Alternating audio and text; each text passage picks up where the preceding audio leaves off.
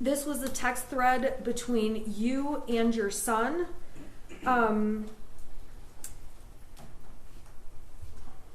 Let's see here. This is a text where the prosecution admitted to show that your son texted you, okay, the house is now haunted.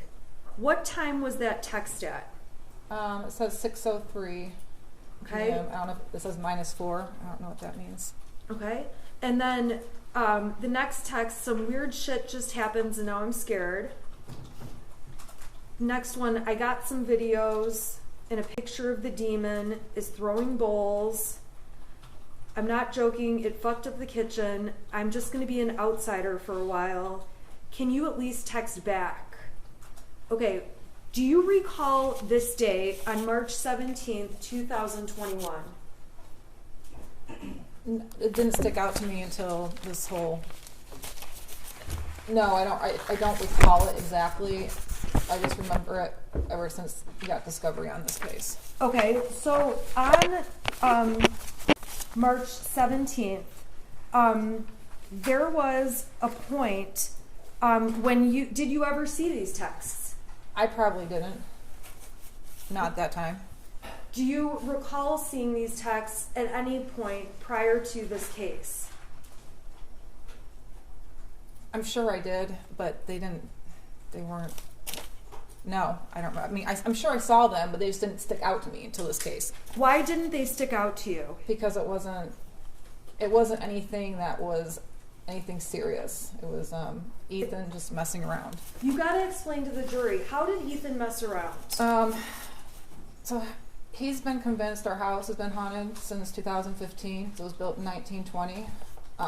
Around that time frame, him and his friend would go down to the basement and play a Ouija board. So they thought we had a house ghost. So it was around that time when he would mess with us that things were going on in the house. Silverware was flying across the room. Doors were slamming. He actually took a video of the door and showed me when I got home. And you can clearly see where he's standing back with his phone, looking at the door that's open. You can see him walk up the door, and you can kind of see him slam it, and him trying to say, "See, our house is haunted." So it was that kind of stuff that he did. Okay, and did that continue on into 2021 when you'd get messages like this? Only a couple of times, but I think he just got over it. Like it wasn't. He got bored with messing around with the ghost. So. Did you mess around with him? Yes. Okay, what did you do to him? When they were downstairs in the basement playing Ouija board one night, I went and flipped the circuit breaker off in the house, and he thought it was the ghost they conjured up on the Ouija board. Did James ever mess around with you or with Ethan? Yeah, a little bit. Give us an example of what he did. He said a lamp fell off a ledge in the basement, and so he named the ghost Victoria. So he was convinced there was another house ghost. So just kind of like an ongoing, like our house ghost, we called it. My son named it Boris Johnson. My husband named it Victoria. It was just a little phase. Was there ever a time where James pretended he got electrocuted? Yes. What did he do? We were remodeling our living room, and he was taking the old ceiling fan down and having to figure out what wires go where to the new ceiling fan. And as he was reaching up, he pretended to get electrocuted, and he fell on the ground and was shaking, and I ran up and I kicked him. I don't know why I kicked him, but I did. And then he stopped, and I realized he was joking, and my son had the phone recording the whole time. So this kind of stuff between you, your son, and your husband was like typical joking around kind of stuff. It was.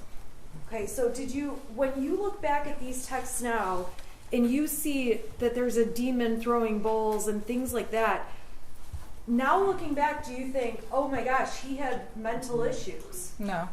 What do you think was going on? Just what I said, that it was just him messing around. He only did it when we weren't at home, and it was for a short period of time, and then he got bored.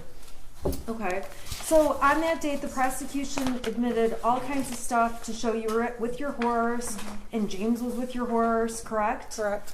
And you guys were with your horse? Correct. How long would you have been out there? What was a typical trip to the barn? Usually about 3 hours. It takes about a half hour to get the horses tacked up and ready. We usually rode for about an hour, and then anywhere from a half hour to 45 minutes to cool them down.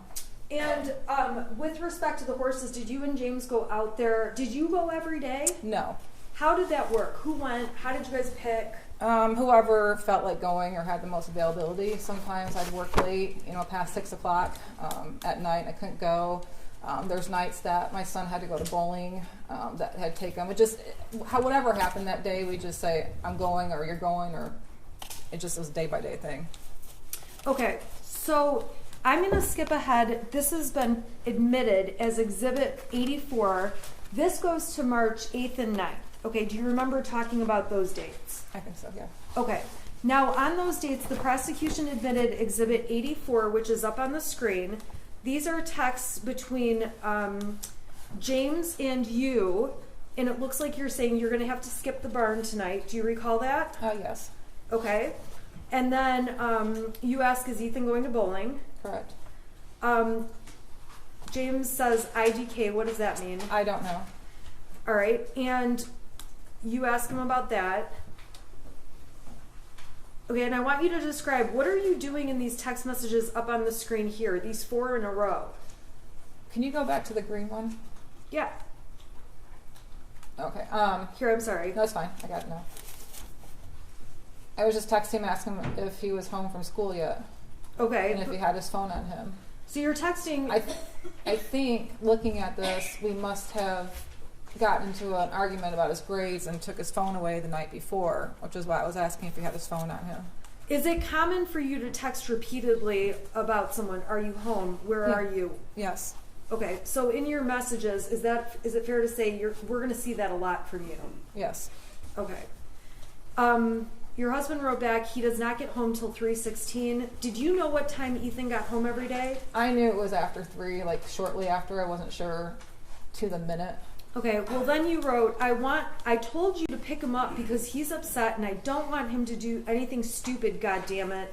What did you mean by that? I don't know, just if he walked home, I was worried if he was upset, he would just walk to Little Caesars or Frosty Boy and not let us know, and then I'd worry, or he'd take the route through, there's some kind of woodsy area to get to the trail to our house, and there's some homeless people that live back in there. It was just more or less, I was just worried about him just not wanting to come home because we got an argument the night before. So when you say I don't want him to do anything stupid, were you worried he'd hurt himself or anything like that? No. And James responds, dude, chill, he is fine, and I am trying to fucking work. Your next question, does he have his phone? Is that right? Correct. Okay.